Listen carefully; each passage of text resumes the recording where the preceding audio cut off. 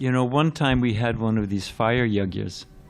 This is when they do the ceremony, you throw the grains and there's the smoke and the fire. And the neighbors called the fire department. And the fire guys showed up. By the time they showed up, it had calmed down and we were serving the feast. So one of the devotees said, "Oh, would you like a nice plate of, Krishna Prasadam dinner?" They said, "Sure." And it was 3 guys. They took off their boots. They snapped off their radios. Houses are burning all over San Diego. They were here for about an hour. We couldn't get rid of them, So it's funny how things work. So today is a very auspicious day. We are celebrating I'm assuming a in-house audience. But I think if you're here for the first time or new to our tradition and philosophy, I'll try to do it so you can follow along. So today, if we can get our technology to work, we are honoring the appearance day, the victory of Lord Rama over the classic villain Asura Ravana. So, to invoke some mercy, Raghupati Raghava Rajaram Patita Pavana Sitaram Sitaram Sitaram Sitaram Lakshman Hanuman. Just as a preface, who is Lord Ram? We'll be quick because we want to get to the actual events of this pastime.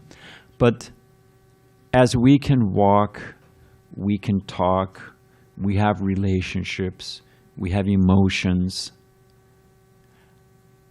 it is only logical that our source, the cause of all causes, the cause of our individuality, our personality, our activities, the supreme cause of all causes, God, Krishna, must also have form, qualities, activities, initiative. Otherwise, how do we have something that the Absolute does not have? Doesn't make any sense. Now, we understand that the Absolute Truth, the cause of all causes, Krishna or God, is present everywhere, inside every atom. But also He has His own form, pastimes, and activities. What? Well, what is something we see, especially in San Diego, every day, practically speaking, that is both localized and all-pervasive? Other than Dravida, who knows? The sun, way to go. The sun is shining. You say, hey, is the sun up? And you look outside, there's light everywhere. So the sun is all pervasive, right? But you can also point, hey, there's the sun. So it's both localized and all pervasive. How can the cause, because there's unlimited universes, unlimited suns, how can the cause of unlimited suns, which are localized and yet all pervasive, how can that cause not also have that ability to be both localized, have his own place, his own pastime, his own forms, and be all pervasive? It's seamless logic. It's not shocking. So the Vaishnavas that's our tradition, the Vaishnavas understand that God is present everywhere. God is present in everyone's heart as the Paramatma, but He also has His own form, place, pastimes. There is a kingdom of God. So that's enough on that. So that Supreme Lord can come down into this material world, can walk on this planet. Why not? Sometimes the governor goes to the prison house, right? And not as a prisoner. That's another thing. They're found guilty of embezzlement. That's another thing. But the governor of his own free will can go to the prison house. He can even pardon someone. He can come and go as he likes, isn't it? Generally speaking. Unless they caught him doing something. So in the same way, the Supreme Lord has His own place. There is a spiritual kingdom. We call it, it's a long story. There is a spiritual dimension, spiritual kingdom. But Krishna, God, also comes here just to show us, to deal with his devotees. What Purtanaya sadhanam vinasaya chaduskritam. So Krishna comes to establish. There's so many reasons why Krishna comes. So what we're describing today is some of the pastimes of that Supreme Lord when he comes down to this earth. And people ask, well, Hare Krishna, you say Krishna is God, well, what about Rama? So the example is from one candle, because there's different, if I have a jewel, I can turn it and it will catch the light differently, because it's faceted as it catches the light. As I turn it, it reflects the light differently. It's the same jewel, but as you turn it, it's seen from different angles. So the Supreme Lord has unlimited qualities. We have our own. We may be a father or a mother. We may be a husband or wife. We may be a daughter or a son. We're a boss or an employee. Even in our own life, us, little us, we have so many different relationships, and people see us in different ways according to our different relationships. So the Supreme Lord has different relationships and different aspects. So, and one last thing, and we'll connect the two. From one candle, I can light so many other candles. And each candle may be of the same candle power. I can start with one candle. I can fill this room. Like Diwali, I can fill this room with candles. Still, there was an original candle, right? The original candle has not become diminished by igniting all the other candles. And the other candles have the same candle power. Still, there's an original candle. So Krishna expands. God expands. Krishna is the original candle. And he expands into unlimited forms. Vishnu, Narayan, Nrsimha. There's so many different forms of Krishna. And one of those forms is Lord Rama. And Lord Rama appears in this world to perform the pastimes of what is a perfect leader. He also shows how to live an ideal life. Lord Ram comes to show us how to live in this world. He's an ideal exemplar. And with him is the equally ideal Sita Devi. So today we're celebrating, and we're not, how many verses in the Ramayana? Anyone know? There's 18,000 verses in Bhagavatam. There's more than that in the Ramayana. Do you say 24,000? Sufficient to say it's the largest epic poem in the world. Forget the Iliad and the Odyssey. So there's so much in the Ramayana. And don't let me forget, I have 4 copies of an excellent version. I only have 4. It's I had to rustle to find these. So we'll talk about that later on. But we're going to take a few examples from the pastimes of Lord Ram, the Supreme Lord, coming to show how to live an ideal life. So we're going to take a few examples from Lord's pastimes. We call it news you can use, that we can take home and exemplify. The Ramayana is the name of this epic poem written by Valmiki. We're talking about the Valmiki Ramayana. That's the bona fide one. And it's Rama Ayana. It's talking about the journey of Lord Ram, Lord Ram's life. Because each life, we are on a journey. Each of us has our own individual experience and journey.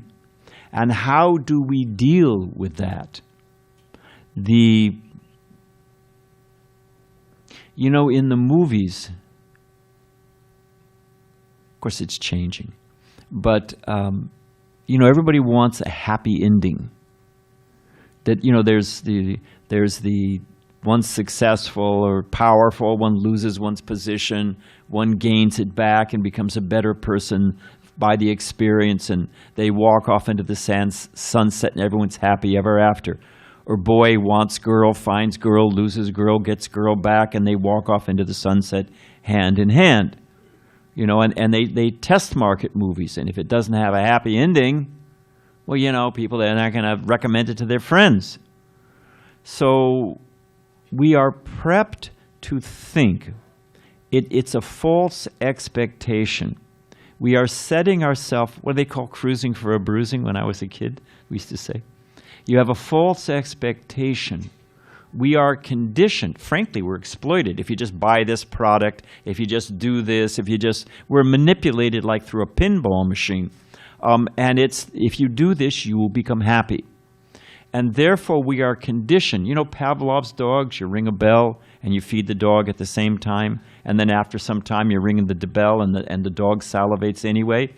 We are conditioned, stimulus, response, and we're manipulated by it. And we are conditioned to think that we're meant to have smooth sailing. That everything's supposed to be good and happy and at the end of... My great-grandmother lived to 104. And she had made an apple pie. She was a great baker. She made an apple pie, and she was playing cards with my grandmother and my parents. And she got up to get another slice of pie. My father got up to get her a slice of pie. And when he came back, she dropped dead at the card table.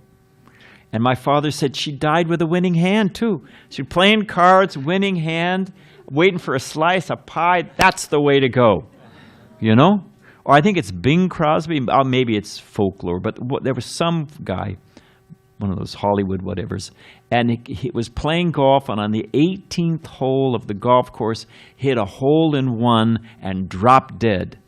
That's the way to go. Well, really? Is life meant just to be smooth sailing? When we go to if we're in school, are we meant to just take, advanced film and basket weaving and whatever it may be? And you're meant to learn, you're meant to grow, you're meant to change, you're meant to develop.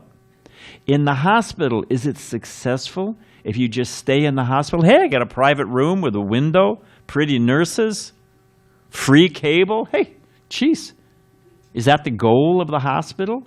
How long has he been in the hospital? 6 years? What? You want to get cured and get out.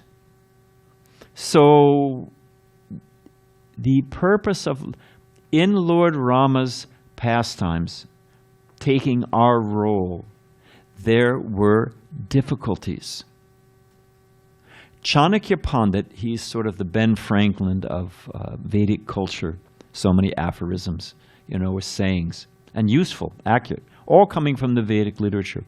So one of the quotes of Chanakya Pandit is that as gold is tested by rubbing, and in the old days, and still they do it, I've seen it in so many places, certainly in India, the jeweler will have a wedding stone, I think they call it, with a T. It's a black stone, and you rub it. And they're so expert, they rub a piece of gold on it. They can tell whether it's 14 karat or 24 karat. You've seen them do that? Yeah, they can just tell by the texture and the color. So by rubbing, by the pressure of rubbing, they can see the quality of the gold. So Chanakya Pandit says, as gold is tested by rubbing, a person's character is revealed by austerity. When we're put in difficulty, we show our character. And it's also an opportunity to learn and to grow. So Ramayan, Lord Rama's journey, is showing us how to deal with the inevitable difficulties in life. There will be difficulties. It's not just smooth sailing and everything's meant to be, no resistance. Because then we don't grow, we don't change, we don't learn. Because again, that's not the purpose of this life. So that's a general theme. We're going to talk about some of the lessons to be learned. Oh, and what's the time? We need a better clock, but we'll see how this does. So I selected just a few examples. The Lord Ram was the favorite son of Dasarat. And Dasarat was a noble king. And Lord Ram was everyone's favorite son, favorite prince. Now Dasarath was an old king, he was an old man. He was going to retire and hand over the kingdom to his son, Lord Ram. Lord Ram was to be enthroned as the king, and the whole city was decorated. All the citizens were in great happiness. And because of a promise that Dasarath had made, I'm obviously 24,000 verses. This is just we're taking a narrow focus on one thing. That promise was called due. And the king, Dasarath, was obliged to honor his word and banish Lord Ram to the forest for 14 years. So Lord Ram took it. We cannot predict what is going to happen in our life. We are trained to think that we can control conditions. If I just get the right conditions, the right weather, enough money in the bank balance, dump that wife, get a new wife, get rid of that husband, get a new husband, forget it. I'm moving from Buffalo. Forget it. This is my last winter here. It's where they send the Eskimos for training. I'm moving to Southern California. So if you don't like it in California, move to Tahiti or Montana. So we're always trying to control conditions. The Buddhists have a saying, you cannot bathe in the same river twice.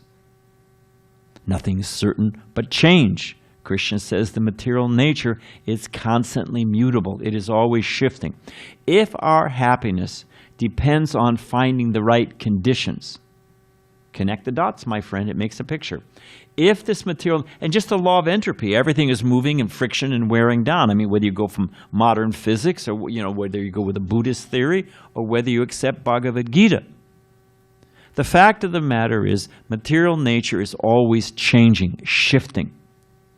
If our happiness depends on the conditions of the material nature, and material nature, in or out, my friend, and if the material nature is constantly changing, then what does that say for our happiness?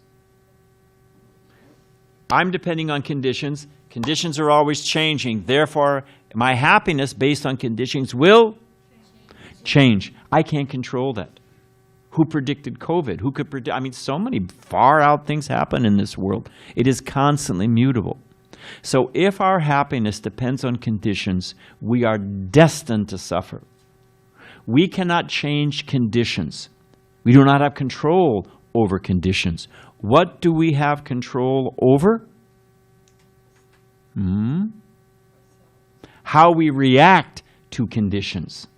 That we have control over. We don't have control over the conditions, but how we react to those conditions. So here we have Lord Ram, next day going to be enthroned as the king and banished that night. They had to leave the next morning, 14 days of the forest, and he simply took it. 14 years, thank you. Thank you. Glad you're here. Therefore, he took it. The point is, one of the themes because I'm just looking at the time, and we go to 7:15, isn't it? Yeah, we got a lot of ground to cover. Our ISKCON is a confederation. You're in an ISKCON temple. The founder Acharya of ISKCON is Srila Prabhupada. He came here and opened all these temples and spread all over the world. And we have written a constitution.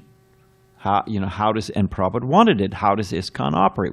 Constitution means basically relationships between different elements of a organization, institution, country, whatever it is, how they all relate to each other.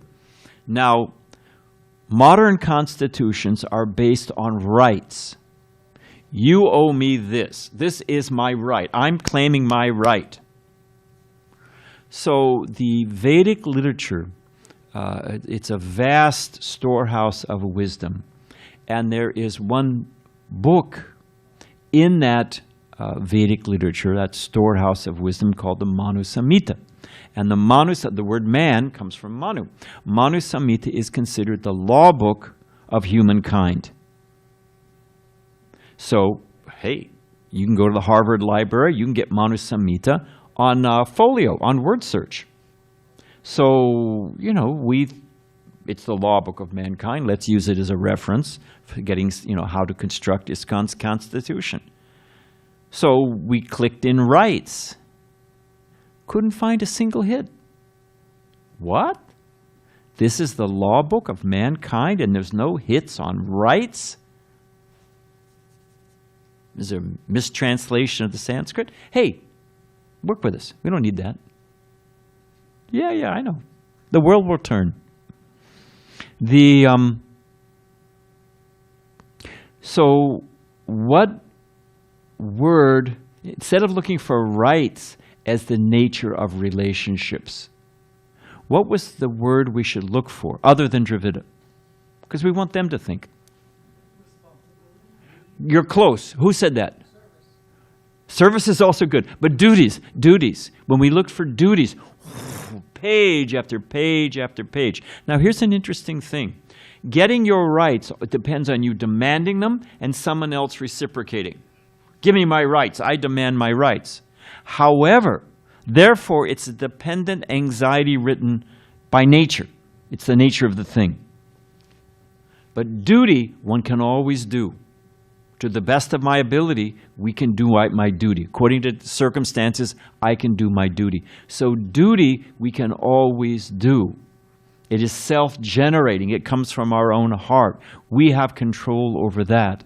So the Vedic tradition is not based on everybody gets a happy ending, give me what I want, God is the great Amazon in the sky, just send me whatever I need, and everything's supposed to be smooth sailing. That's not what life's all about. And if we go into it expecting that, we will be anxiety-ridden, disappointed, and we won't grow and change and come to our full spiritual understanding. So the Vedic, throughout the Ramayana, is the theme of duty. Lord Ram did his duty. Sita is Lord Ram's wife. She didn't have to go to the forest. She was a princess. Pampered princess, noble life, servants, so many things. But Ram's going to the forest? She didn't, hey, here's the prenuptial. I don't have to go to the forest. Here's the conditions. But she did her duty. Lord Ram did. And Lord Ram, he didn't have to follow his father's order. He didn't have to take Sita with him, but he did his duty. And you find that Lord Dasarath, the king, Lord Ram's father, who the promise that he'd made was called on, one of his, was it Kaikeyi was the queen? Yeah, Kaikeyi, and it's a long story, as they all are. But he gave his word. Think of a society that rests on honor. It's a long story. But at one point I had to look over the insurance policy for the temple. It's 30 pages of conditions. We're not protected against a nuclear blast.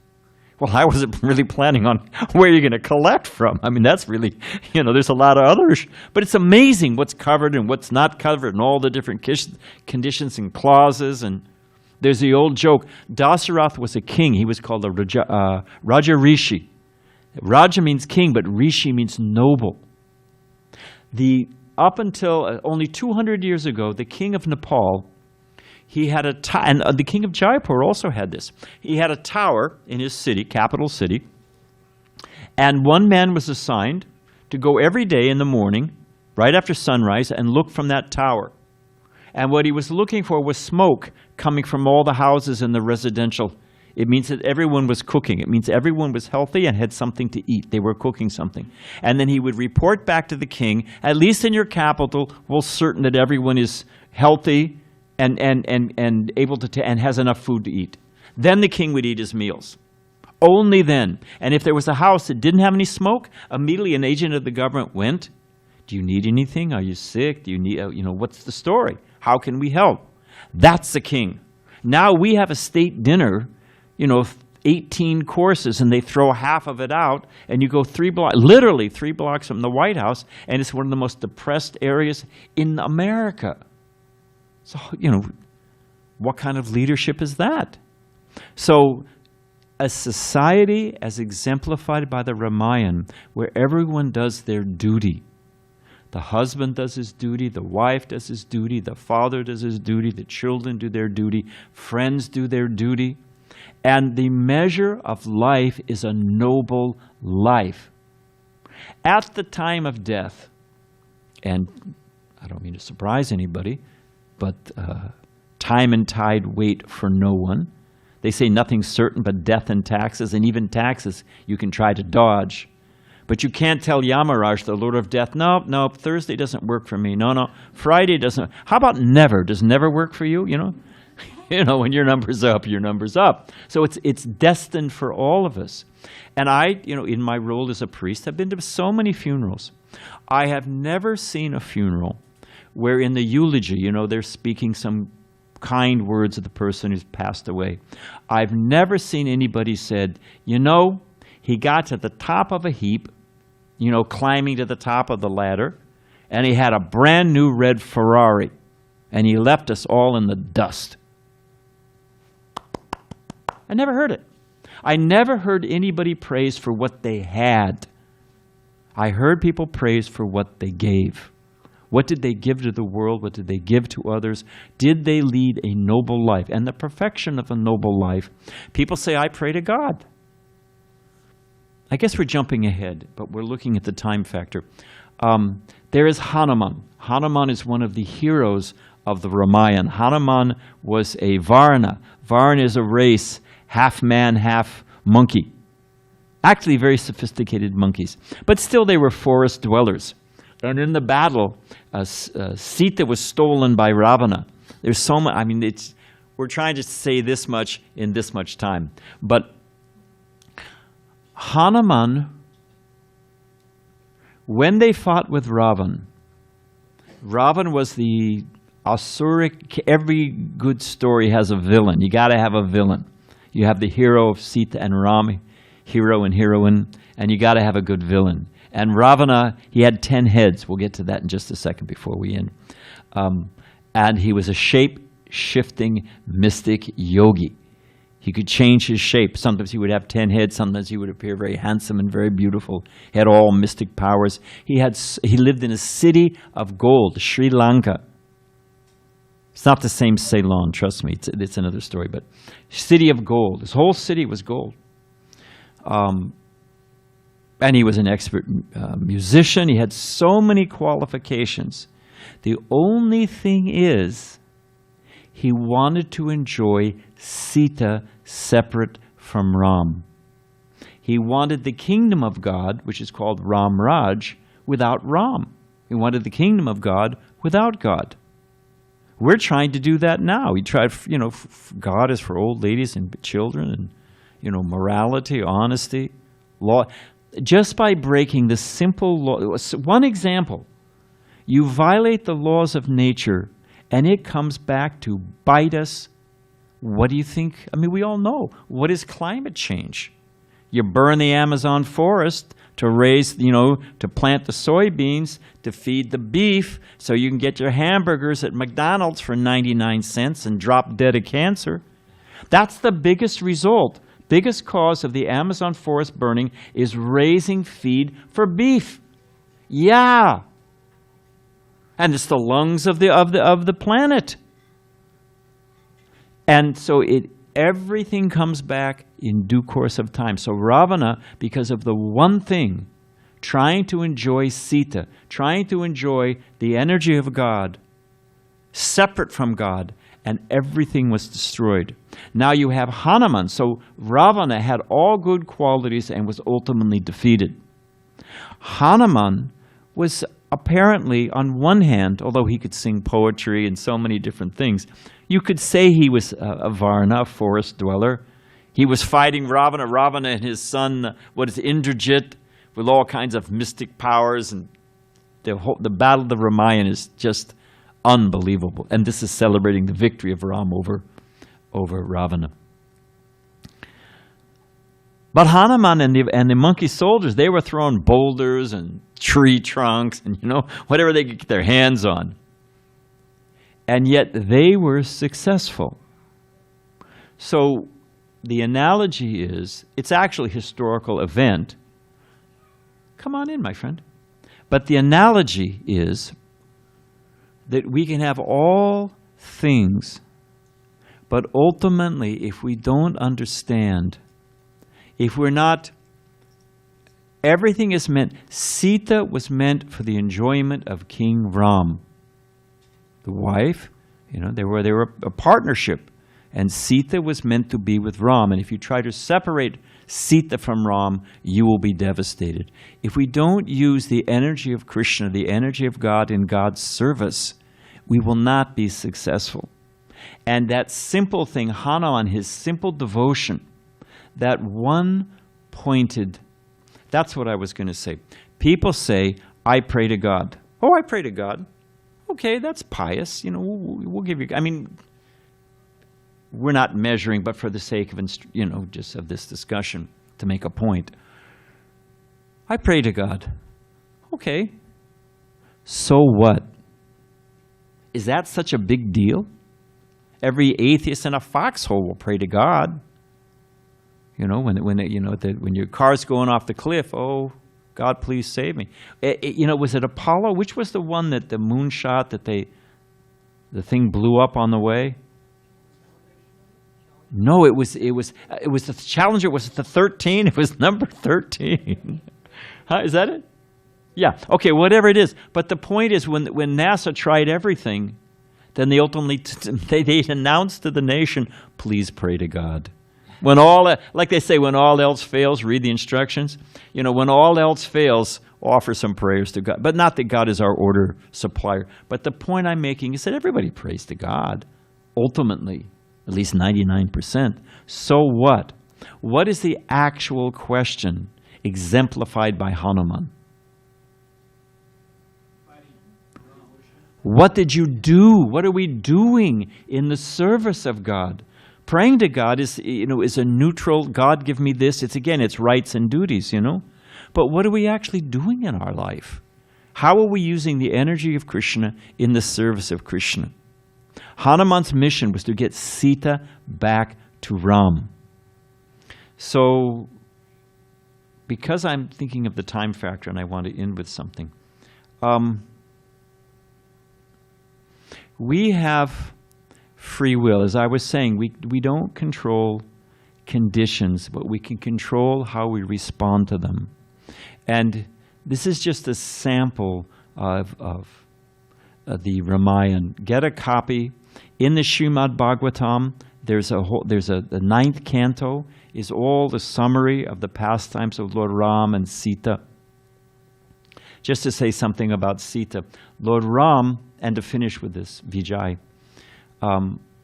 Ravana, as I was saying, was a shapeshifter, and he had the ability of mystic power to manifest 10 heads. And Lord Ram, they're faced there at the battlefield of Ravana and Ram, face off. And Ram, with his arrows, kept cutting off the different heads of Ravana. But what was the problem? They kept coming back. And although it's a historical event, the analogy is that, if you have an itch and you scratch it, generally speaking, oh, such relief. Is that it? Job done? Comes back. And Krishna says in the Gita that lust, desire, kama, burns like fire and is never satisfied. They asked Ted Turner, when he first became a billionaire, they said, how much money is enough? He said, there's never enough. It's just how you keep score. You know, it burns like fire and is never satisfied. Lust is never satisfied. So there was lust. The 10 heads represent lust, greed, anger, envy. It goes on like that, madness, so many different things. And even though Ram shot off the heads, they just came back. So even though we satisfy for the moment those desires, they'll just come back in a different form, different shape. They burn like fire and never satisfied. The more fuel you put on the fire, does the fire burp, say thank you very much, and go out? What happens? The more fuel you put on the fire, what happens? Don't overthink it. It just gets bigger. So where did Lord Ram, to kill the demon Ravana, who is a historical figure, but also represents all these burning desires of every one of us, where did he have to shoot his arrow to kill Ravan? Stomach? No. Good guess. Heart. Who said heart? We had a number of hearts. Yeah, if the heart is cleansed, then one's freed from all the desires. When Lord Ram, with his expert bow, shot Ravan in the heart, that killed him. So if we want to become happy in this world and satisfied, we have to cleanse our heart. And that cleansing of the heart is the real purpose of life. And that is cleansed by doing, one of the ways is doing our duty. Now, obviously, we have to chant the holy name and understand that we're not this body, we're the eternal soul. But our journey in life is to do our duty in the service of the Supreme, in the service of Lord Ram, in the service of Krishna.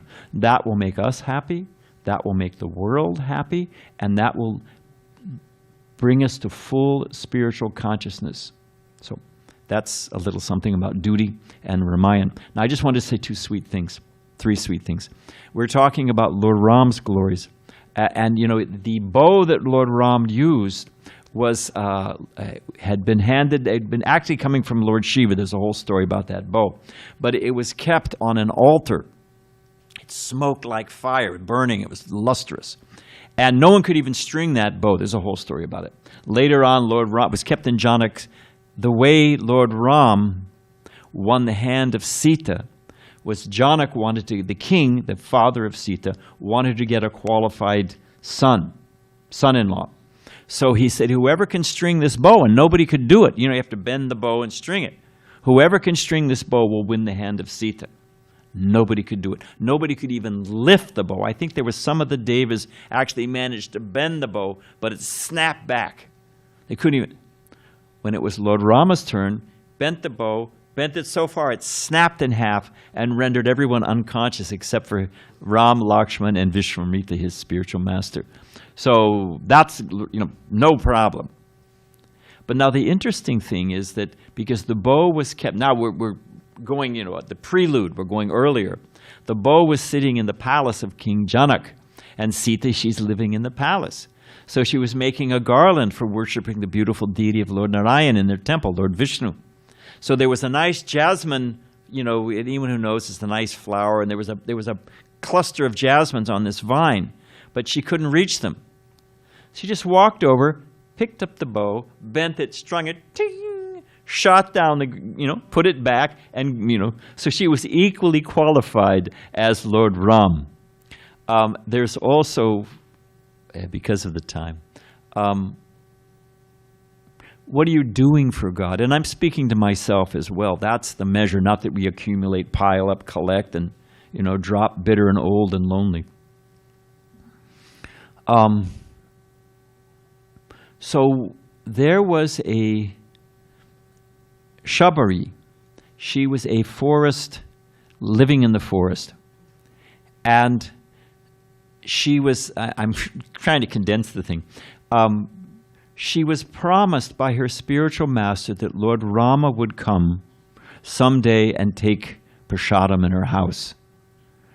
So she was living in the forest. She had a nice little ashram there. She'd always clean every day. She would clean everything spotlessly, collect different forest fruits. Okay, this is the Nobel Peace Prize. By that I mean no ding, ding, ding, ding. Nobel. Yeah, move quickly. Thank you, Prabhu. Because everyone's distracted. So she was promised by her spiritual master that Lord Ram would come. Every day she'd clean her ashram. Every day she'd pick different, fruits in the forest. And she'd make a nice offering, and she was waiting and waiting, waiting. Lord Ram didn't come, Lord Ram didn't come. Finally, Lord Ram, Lakshman, and Sita, they actually came to her ashram. Now, the thing is that one of her interesting pastimes, that she would taste the fruit, and if it was very tasty, oh, this one's not sweet enough, this one, she would take a little nibble, and then she would offer with a bite out of it. Now, we all know that, it's called bhoga. It's offered to Krishna for Krishna's enjoyment. We don't taste it first. We offer it first to Krishna, and Krishna tastes it. Then we take the remnants as prasadam. That's our system. But she had this system that she was tasting it beforehand. And so when Ram, Lakshman, and Sita came to her ashram, and she was so elated, you can imagine, in preparing to give Lord Ram and Sita and Lakshman a nice plate, so she'd offer to Ram first. They noticed she'd taken a little nibble out of each piece. So Lakshman was shocked that you can't offer something you already tasted to Lord Ram, and he threw it away, the plate. It went all the way to the Himalaya mountains. And Lord Ram then explained, no. Even Dasarath, Kaushalya, Lord Ram's mother, out of affection, the mother will often do, oh, this is very nice, and they give it to their child. So in that motherly affection, sometimes the mother will give something she's tasted to the child.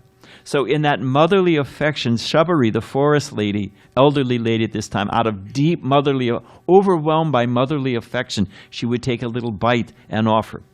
But Lakshman, but here's the interesting thing.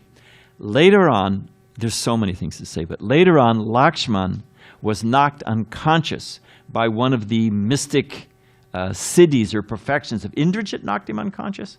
Anyway, so what to do? And Hanuman was sent to the Himalayas in one leap to bring this particular herb, Ayurvedic herb, that would nourish him and bring him back to life. But Hanuman left in such a hurry, he forgot what herb to bring. And he just took off. Oh, when he got there, oh, geez. So what did he do? Anyone know? He lifted the whole mountain and said, okay, here's the whole mountain. You pick what you need, But the interesting thing is that the herb that was growing was from the seeds of the fruit that Lakshman had thrown away from Ram, had gone all the way to the Himalayas, and that had become the herb.